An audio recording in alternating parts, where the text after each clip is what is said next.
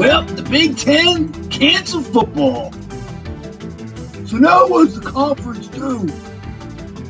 Maybe the schools return to being academic institutions instead of football factories. Hey everyone, this is Will O'Toole welcoming you to another edition of Park Ridge Sports History. As you know, each week we've been talking nothing but sports and usually going back in time instead of just talking about present-day sports. This week I'd like to go back from last week and talk a little bit about 62 Mets because I spent a lot of time talking about college football in the Big Ten and also about the New York Yankees from 1966 that finished in last place, the 70 and 92 team. But I started off with the college football because over the course of a week, the college football, specifically the Big Ten, has, I think, what's going on.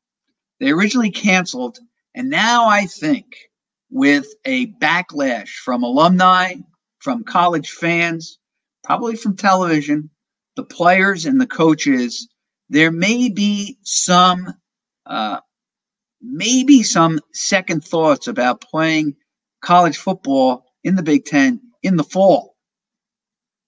Now, originally, they postponed the season and said they weren't going to play and that they thought about maybe even playing in the spring. But as one of the coaches, I think from Wisconsin, had stated, even if we play a schedule in the spring, we won't have all of our players. They may just play 2 games and then take the rest of the season off to prepare for the NFL draft. And he's talking about his seniors or maybe his juniors who would be eligible, and the players who specifically would be, draft eligible and also probably the 1 or 2nd round draft pick. So you're talking about the big time stud players. And of course, while they're doing it, why they are doing that would be because it's about money. Too many people don't realize, or they do realize, but they don't realize that the players are there. They are there for school, which is why they should always be attending class, because a college or a pro football career lasts, if you're lucky, maybe some of the math was done, it's under 4 years. It's about 3.1 seasons. What are you going to do with the rest of your life? Unless, of course, you're able to cash in big time as a number 1 pick or you're a big time stud player, but then you're playing more than 3 years. Regardless, you're there at school to learn, earn a degree, and then pursue your other lifetime dreams, maybe in engineering or in math, communication, etc. So maybe the players will use the time, obviously, crack open the books and not worry so much about football, but worry about their diploma. That being said, there are players in there, and let's be honest, that are only thinking about the NFL. And legitimately, they do see that if the season in the Big Ten is postponed, they're going to be behind the players from the other conferences that are electing to play, from the SEC, the ACC. And being behind, it kind of doesn't give them the opportunity to show their wares and their talents to the NFL scouts, because the NFL scouts will be out there. In fact, they'll probably be digging for more players in the SEC and the ACC than they normally would, because they'll be playing, or they'll be able to spend more time scouting a particular player. And that, I think, more times than any, is to that player's advantage. That the more you're seen, the better a scout has to assess you. It's like anything else. A scout can come in and see you on your worst day or a day that you've struggled and say, oh, the guy's just a good college player. Or you can come down and see, well, wait a minute, he didn't have his best wide receiver, or he was nursing an injury and fought through it and still was able to complete the winning pass for the winning touchdown pass to secure a win for their team, etc. So the more time a scout has the opportunity to see a player, the better assessment it's going to be. And really, that works out in favor of the player probably 9 times out of 10. And I think this is a concern of some of the players in the Big Ten, that they're going to be behind the 8 ball. I think it also concerns the coaches, because I know that people don't realize this, or they probably do, but probably put it in the back. But a football coach earns as much money as he does at these state institutions. I think there was an article stating that I think in 30 or 35 of the states, the college football coach earns more, or is the highest paid public employee in that state. Well, one of the reasons that that college football coach is hired is to get that team to win and get to the bowl. We all know that. But they also, the visibility that that team accrues over that time only betters the school, the institution, and helps the other sports that aren't revenue making, that don't make any revenue. And you're talking about sports, particularly the lesser known sports, both men's and women. Crew, field hockey, lacrosse, baseball, women's basketball.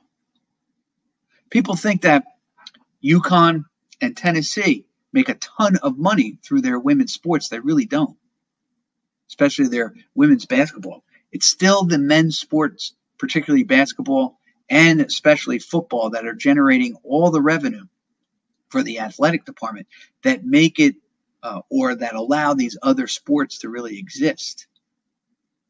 So I think there is concern by the coaches, and I'm sure there is concern by the administration. I am sure that the Big Ten, when they discussed about canceling the college season for the fall at least, I am sure there was quite a bit of debate, and that the debate was really on the financial ramifications of not playing. And you got to remember this. The TV revenue obviously is a big, big financer of the sports for these teams. The bowls are also help, but it's also just being out there. Each week that a Michigan or an Ohio State or a Penn State is on television, it's like a 3-hour television commercial for that school. It's an opportunity to really broadcast your school for a whole audience, and having potential students say, hey, listen, I want to attend Penn State. I want to be in Happy Valley, or I want to be part of the Maize and Blue, become a Michigan Wolverine, or I like the Buckeyes. I'd like to be able to sit in the stadium with the horseshoe and attend Ohio State football games. Even those 3-minute segments that they do where come to Michigan and they play the Hail to the Victor song, those are all basically advertising within an advertisement. A minute and a half commercial inside a 3.5-hour commercial for the school. So there's a lot riding in terms of finances on the decision to play or not to play. And now you have some certain players trying to gather signatures and a petition saying we'd like to play. And again, it comes from this. I think the players are competitive enough. They really want to play, especially if you have a team that was going to be considered a top 10, and obviously a team that was going to be in that football playoffs for a national title. I mean, you want to play. That's why you're there. Well, you're supposed to be there for academics as well, but the athletics helps a lot. So who knows? Now, if the Big Ten decides to say, you know what, we think we can cobble a football schedule together. There's really 8 weeks in the season that you could play. Even if you forgo September, you could just play 4 weeks in October and the 4 weeks in November. The weather isn't that bad. You could get rid of the football playoffs, or even put those playoff games, obviously, in what they have done, just put them in domes so that it's kind of a perfect environment, that it's not freezing cold for the players. There's no snow. So you make a perfect environment, sort of a bubble within the dome. The Big Ten could easily play in Indianapolis for that. They've played it in the past. I don't see any problem. You could even maybe use northern Iowa's, or even move it to where the Peach Bowl or the Dome in Atlanta. So it's not really all that difficult for a one-game type of thing. So it's still potentially a possibility. And of course, you want the players to be safe. But there is talk. Even when they canceled, as I stated last week, the Rose Bowl could be in threat of maybe postponing their game, or at least for the Big Ten and the Pac-12 not being allowed. I still call it the Pac-10 or the Pac-8. You kind of forget some of these other schools that were brought in, and even though they've been there almost a decade. But there is a possibility that the Rose Bowl won't be played, obviously, this year, and especially won't be played between the Big Ten and the Pacific Coast Conference. All right, let's get to our other assignment this week. I promise you. Interesting, I had kind of like an extra week to really think about that 62 Met team. And of course, they finished 40 and 120. They didn't bother to play the other two games. Maybe that's good that they didn't. Being 4 and 12, they finished with a .250 winning percentage. But I'd like to go over that team. Just one thing about that 1962 Met team. That 62 Met team was comprised of many ex-Brooklyn Dodgers. Of course, they had an ex-Yankee as their manager in Casey Stengel. I think how they were put together is certainly not how teams are put together today. And that is, many of the teams, if you take a look, the teams, when they expand, they take younger players and they're willing to put up with their mistakes and their immaturity. I don't mean immaturity in terms of you're 22 and they act 14. I'm talking about immaturity in terms of hockey, baseball, football experience. And they usually take the younger talent and try to grow that, develop a nucleus with that team, and then move on. It's one of the successes of the Vegas team in hockey a couple of seasons back. Other teams that have done this, where they've started with a group of young players and kind of developed it. Well, I was thinking of Kansas City back in '69. They took younger players than the Seattle Pilots. They had Lou Piniella. They would eventually get Freddie Patek, who was still starting to grow in his prime. They traded for Amos Otis with the Mets, so they had a couple of young players. They had some young pitching on that staff. Took them a while. Actually, really didn't take them a while. I apologize for that, because in '69, when you think about it, the Royals weren't bad, weren't great. But by 71, 72, actually by 73, they were challenging the Oakland A's. Weren't as good as the A's. And then by 76, they win their first division. And of course, lose 76, 77, and 78. But by then, they had taken the young crop of players, developed them, brought in some other players, and developed them. The Frank Whites I'm thinking about.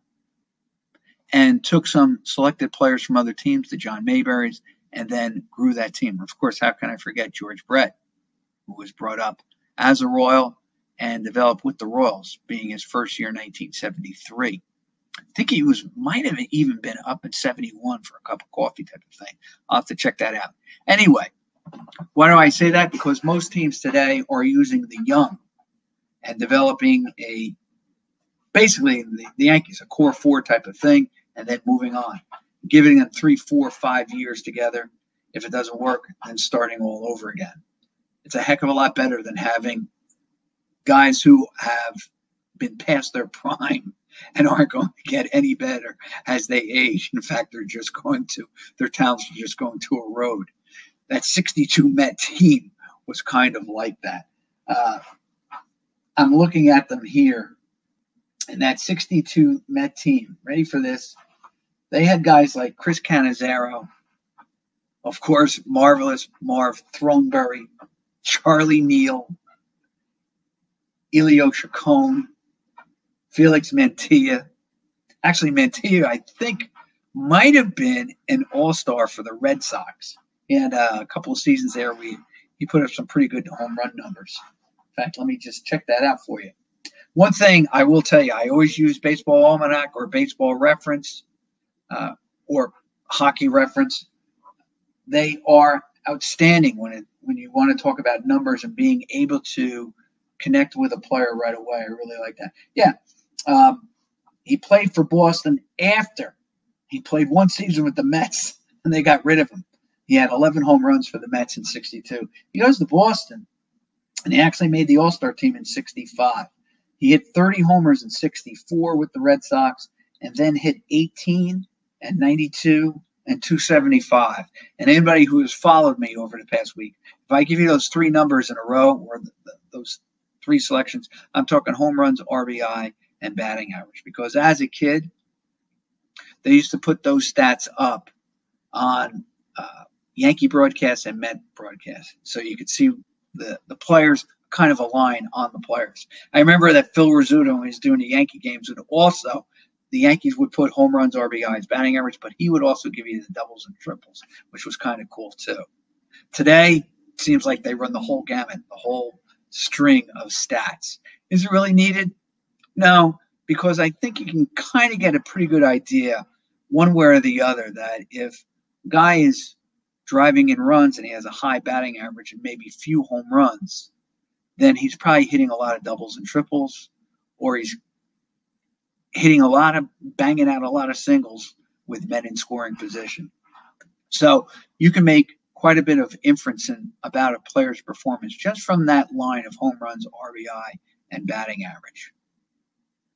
Anyway, Mantilla had 1892 and 275 to make his only All-Star appearance. Interestingly enough, he played 11 years, and at the age of 30, he makes the All-Star team for the Red Sox, and he would be out of baseball 2 years later. His greatest season, well, his most outstanding home run production was the previous year, 1964. He banged out 30 home runs at Fenway with 64 RBIs and a 289 batting average. Actually, he didn't really have a bad career. He hit 261 lifetime. And probably, here's how the game has changed. Mantilla was a right-handed hitter. And probably with today's platooning and metrics, this guy probably would have lasted a little bit longer. Maybe instead of 11 years, he probably would have lasted 15.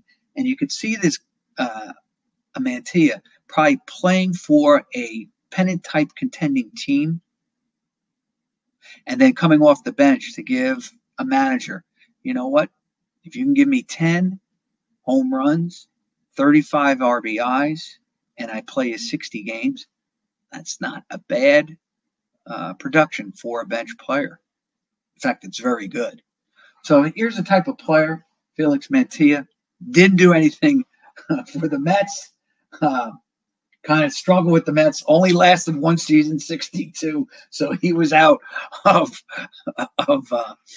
Shayland, or the New York Mets. They weren't playing in Shea. They were playing in the Polo Grounds. He was in and out 1 year and 1 year only. Then they had a guy named Frank Thomas. Frank Thomas was a pretty good hitter. Had some productive years. I look at Frank Thomas. He had 34 home runs for the Mets that year, lead the team. He had 94 RBIs, and he hit 266. Probably his best season in the majors. But Thomas played for an array of teams. He played for Pittsburgh, Chicago, Cincinnati, and he played for Philadelphia in '64. He actually had a fight with Richie Allen, I think in '64, and was eventually traded by the Phillies in the '65 season. Philly brought him in probably during that pennant season to get them over the hump. Again, another type of guy, a bench player, get a home run off the bench. But he played 3 seasons with the Mets, had 34 homers. Then he went down to 15, and then he had 3. But the Mets got him. He's 33, 34. In today's game, maybe they got him, but maybe just for the 1 year and then let him go. The Mets held on to him for basically 3 seasons. So in today's, the way that you are developing a team, he would probably be seen as too old, or you would take him and then trade him. Maybe during that season where he hit the 34 home runs. Another guy that the Mets had, and I'm only going over because I really want to, here's what I want to do in a second. They had a guy named Jim Hickman. Now, Hickman, I remember him being with the Cubs. 1970, he actually makes the All-Star team. And he's involved in that Pete Rose. He actually has the game-winning RBI in that 70 All-Star game in Cincinnati. And he had a big season with the Cubs in 70. It never matched anything else. Hickman had 42 home runs in 1970. In fact, he made the All-Star team and Billy Williams didn't.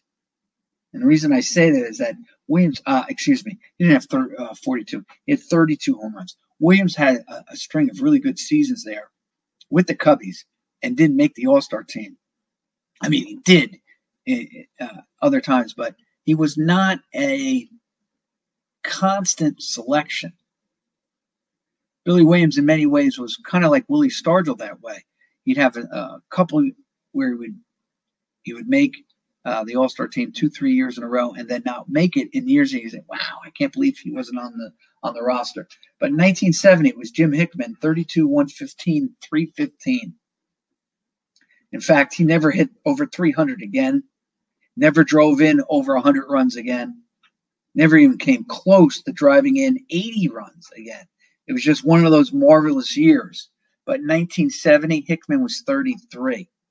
All right. With the Mets, he was 25 when he first came up. Now, 25, yeah, he had 1346 and he hit 245. It looks good on the surface until you start to realize, many of the great hitters come up 3 years prior to that, or maybe even sooner. 25. Bill James has constantly said that age 27, you usually have your best year. With the Mets at age 27, he was 1157 and 257. So I think the Mets would astutely realize that Hickman wasn't going to be any better than that, and better to get rid of him a year too soon than a year too late. Now, why do I say that? Well, everyone kills the Mets in 62. They do go out and they get quite a few retreads, quite a few over-the-hill players, and quite a few players who played in the New York metropolitan area, specifically the Brooklyn Dodgers. It seemed like the Mets of 62 were trying to remake the 1950s Brooklyn Dodgers. And to a certain extent, probably that marketing of the team probably worked, because you do have the Bronx Bombers winning a number of pennants and World Series on the other side of New York, just down the road, because remember that the Mets were playing in the Polo Grounds. So the Mets had to have some sort of color. I'd even say some sort of gimmick to draw a national, draw back fans who felt really abandoned when the Giants and the Dodgers left. I remember my father saying he was bitter that the Mets left. And I have a mother-in-law who is a huge, rabid Brooklyn Dodger fan, who, to this day, will not talk about the Los Angeles Dodgers, because she felt so abandoned and was so disappointed and disheartened when they left. I mean, she can talk to her and she can rattle off the Brooklyn Dodger lineups from the 50s. So there was a sense when the Mets came in that they had to kind of recapture the Giants and the Dodgers, those, and try to really capture those fans. And they did a pretty good job. Understandably, they did really a pretty good job doing that, because if you talk to original Met fans, or many of the Met fans, how'd you get started? Well, my Dodgers left and I couldn't stand them, and the Mets came in and I hated the Yankees, so I started rooting for the Mets. Many of the players or many of the Met fans start that way. And then, of course, one thing about sports, and you have to love this, and of course I'm getting sentimental here, but many times the father or the grandfather or the uncle passes on their their followings or the teams that they love down to their sons or nephews or daughters, etc. And their kids and nieces and nephews start to follow the same teams that they did. So there's kind of a real one thing about sports, there is that almost family tradition of passing down teams that you followed to the next generation. The Mets, though, do get a guy named Richie Ashburn. I remember reading about Ashburn, of course, from the Whiz Kids. Ashburn was a very good player. In fact, again, I know I hearken to Bill James quite a bit because he's done the research. But Bill James had actually stated that maybe Ashburn, well, I don't think he actually says it this way, but he intimates that how good of a defensive outfielder that Richie Ashburn was, and that there were many years that actually Ashburn led the league, the National League, in putouts, topping the Willie Mayeses. And you can see that, although he's not saying that Ashburn was the better player, because let's face it, Willie Mays is a Mount Rushmore all-time player. All-time.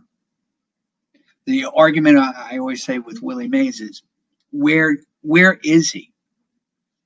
I don't know whether he's better than Ruth, but oh boy, you can make arguments for it. That being said, Ashburn was a really good player. He's in the Hall of Fame, and he should be recognized as a Hall of Fame player.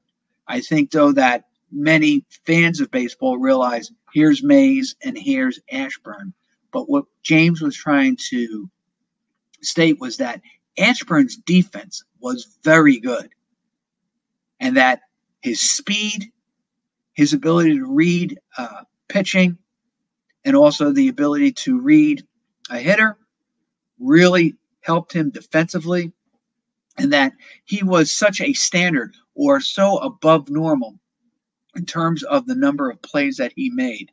It really shows what a great defensive player he was. So Ashburn was on that team. I think he was, he's 35. He actually captures the team MVP. And this is what I was saying about Ashburn. Apparently Ashburn won a boat from the Mets as part of winning the MVP. And the story goes, and of course, if you ever listen to Ashburn when he was a broadcaster for the Phillies, he was a roar. He was kind of like Phil Rizzuto, but he was also different. They were kind of in the same realm, kind of aloof, but also they had so many nuggets of information inside baseball that they were just a joy to listen to. But Ashburn said that he won the MVP, and Met management apparently gave him a boat, and that when he went to christen it and send it off into the water, it sunk. Now, I don't know how much Ashburn is making that up or how truthful it is, but I kind of have a feeling that Ashburn is telling the truth, because what worse? To be MVP of one of the all-time worst teams in sports history is not really something you want to hang your hat on. And here is Ashburn at the age of 35, playing 135 games, hitting 306 for the Mets, winning the MVP. It really doesn't go. And he's only playing part-time. He only played 135. Well, that's quite a few. But he's not listed on the Baseball Reference as playing the most games. But for him to win the MVP, well, like I said, it's not much to hang your hat on. But Ashburn was and a great storyteller. And when I heard that about the boat sinking, I was roaring then too as a 17-year-old. So you had Rod Keneal. Now I have to tell you, Rod Keneal, for me, he was always one of the most difficult players, last names to spell. But Rod Keneal didn't sound like a baseball player's name. It sounded like an oboe player in the New York Philharmonic Orchestra. And unfortunately, he probably would have been better off taking his bat and playing an oboe with it for the Philharmonica than trying to be a baseball player. He hit 248 that year for the Mets with 4 homers and 27 RBIs. And he had an ex-Yankee, Gene Woodland, Sammy Taylor, and one of the greatest nicknames, and I plan to do that, a nickname show. Choo Choo Coleman played on that team. And Choo Choo hit 250, one of his outstanding seasons in a Met uniform. He had 6 home runs and 17 RBIs. He was 26. This is what I'm talking about. He was 26 years old. Gil Hodges, they brought him in. You know, here's the thing, though. Might have been the greatest thing for Hodges because he is 38 years old. He plays 54 games, gives the Mets 9 homers, hits 252. You can actually argue he shouldn't have played, probably hung it up sooner. But don't forget, he probably learned quite a bit of managing from Casey Stengel because Met fans know this. He leaves the Mets, goes to the Washington Senators, and I'm not saying he had them on a pennant-winning way, but he does improve them in the 3 years he's in the Capitol. And, of course, then the Mets reacquire him. And, of course, he becomes the Mets manager in the 68 season. And then in 69. Actually, Hodges he was an 8-time All-Star, 2-time World Series winner. People don't realize he was on that 59 White Sox team. Sometimes I forget that too. Does Hodges belong in the Hall of Fame? I don't know. I didn't see him play. He finished with 370 home runs, lifetime 273 batting average. He had a 43 WAR. He led the league in games played. It was the only thing he led the league in. But probably his best season. But with Brooklyn, actually, he makes the All-Star team from 49 to 55. So you're talking about 49, 50, 1, 2, 3, 4, and 5, 7 years. His best season was probably 1951. He had 40, 103, and he hit 268. But he also scored 118 runs. I apologize that you're seeing my profile. I'm just looking at it. Sometimes I set this up in a little bit different. Today, I just couldn't configure the room the right way. But Hodges, I don't know. Maybe you could argue this. Hodges winning with the Mets in 69 probably puts him in. Who knows? Had he not passed away at age 48 with a heart attack right before the 72 season, who knows? Maybe he wins another World Series with the Mets because obviously Yogi wins a pennant in 73. So who knows with Gil Hodges. So there is one player. Here's the interesting thing. In that 62 season, so the Mets used a total of 45 players. They had pitching Clem LeBlanc, and I'm going to get into Galen Cisco, Vinegar Bend, Wilmer Mitchell, who would be retiring a year later, Willard Hunter, Ken McKenzie, Bob Moorhead, Craig Anderson, and then there's three guys I want to talk about. Jay Hook, who was the big engineering major from Northwestern. And two guys who I really want to emphasize, Roger Craig and Al Jackson. Because here's what I want to say. There's only one member of that 62 team that lasted until 1969. Now I have to say two, but one was a manager, Gil Hodges. The other player from that 62 team, and I know all my Met fans know this, was Ed Kranepool. He was 17 years old. And he managed to play, like Roy White, I said last week, managed to play his entire career with the Mets, which is kind of interesting because he didn't have a high WAR. He never had that one great year. He does make the All-Star team in 65, but he doesn't appear in the All-Star game. But Kranepool becomes a really good pinch hitter for the Mets late in his career. He does make the 69 team. He does play on the 73 team. So he played quite a bit his entire career for the Mets. But the reason I say this about, I wanted to hit Roger Craig and Al Jackson, was that Roger Craig on that original team only won 10 games. The Mets only averaged 3.76 runs per game for him. Now, I'm just using his 34 decisions. In those games, Craig, only 3.76 runs were scored by the Mets in his 34 decisions. Now, I'm not saying that Craig was a great pitcher, but probably if he had any kind of run support, I think he lost 3 or 4 games by shutout. But now you're talking about maybe 14 and 20 and maybe 2 more scratch wins. So you're talking about a 16 and 18 pitcher. And of course, it's the big if. But Craig, with that 10 and 24 record, was not as bad as you think. And of course, Craig goes on to be a wonderful pitching coach and a pretty good manager in his own right.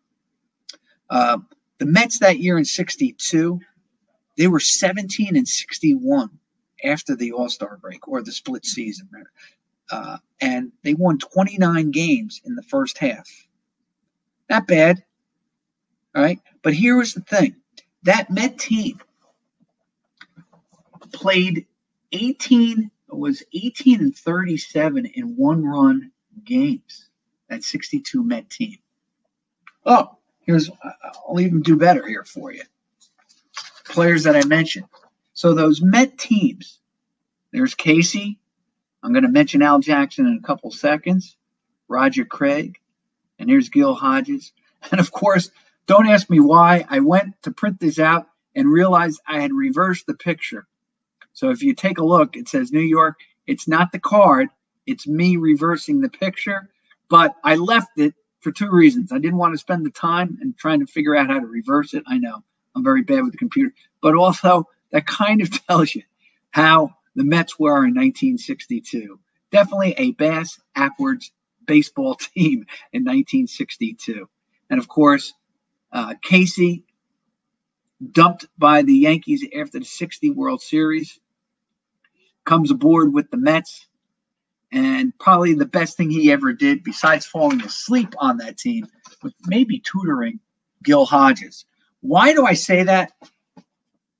Here's the Mets. They were 8 and 37 in blowout games, and blowout games are 5 runs or more. So there are many times that the Mets were just terrible. Their 62 team ERA, and this is why I bring up Roger Craig's 3.76 run support, was a team ERA of 5.04. The Pittsburgh Pirates led 1962 in ERA, team ERA, with a 3.37. Basically, what I'm trying to push across is this. Craig's record could have been much better. Obviously, had he played with a better team, or if the Mets just gave him some run support. That 62 Met team was shut out quite a bit. They couldn't hit the ball. They only averaged runs per game, 3.8 runs per game. And here they're giving Roger Craig 3.76. So even underneath what they were providing. That Met team, though, here's what I'm going to say. In 62, the Mets gave up 147 unearned runs. They were almost being outscored by 2 runs per game. And they were giving up 147, and they gave up 147 unearned runs. That's basically 1 a game because they played 160 games. So they basically almost gave up 1 unearned run a game. Now think about it. Doesn't mean that much, but it does mean quite a bit. Why? Because by 1969, the Mets were second in the league behind the St. Louis Cardinals in team ERA. Or actually, not team ERA, but team ERA. 2.99 the Mets ERA was in 69. The Cardinals was 2.94. And the Mets only gave up 54 runs unearned by 1969. Pretty incredible how their pitching staff was developing under Joe Pignatano, Rube Walker, and all the rest of it. Pignatano was also on that 62 Met team. So there was some development, but it was none of the players by 62. That original pitching staff was scrapped. But little by little, the Mets got better, obviously. It took them 7 years to win the World Series. Not bad, but that 62 team was just so terrible. And to have only one player 7 years later on a World Series team really didn't show that the Mets were doing their homework in terms of scouting, that they really were going after ex-Dodgers and ex-Giants and all the rest of it, something to get the fans in the stands.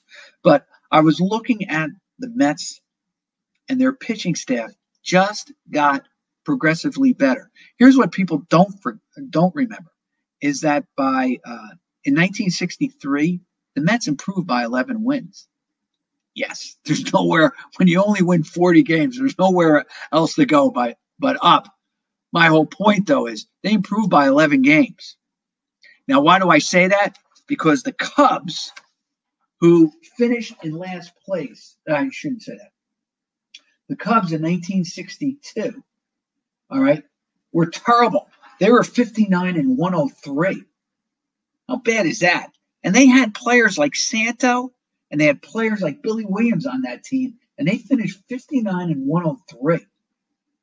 They had 3 managers in 62. In 63, the Cubs finished 82-80. And then in 64, they finished 76-86. And in 65, they finished 72-90. My point being is this. The Cubs are up and down, up and down. There doesn't seem to be any direction.